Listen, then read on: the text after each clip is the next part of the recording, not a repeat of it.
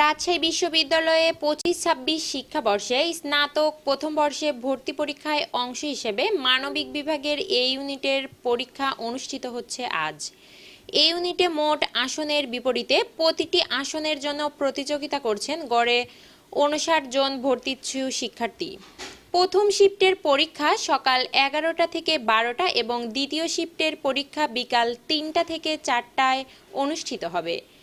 এই ইউনিটের অধীনে রয়েছে কলা, আইন, সামাজিক বিজ্ঞান ও চারুকলা অনুষদের মোট ২৭টি বিভাগ এবং শিক্ষা ও গবেষণা ইনস্টিটিউট। গত বছরের ন্যায় এবছরও এই ইউনিটের মোট ১৮৯৭টি আসন সংখ্যা রয়েছে। এবছর ২৫টি আসন সংখ্যা বাড়ানো হয়েছে।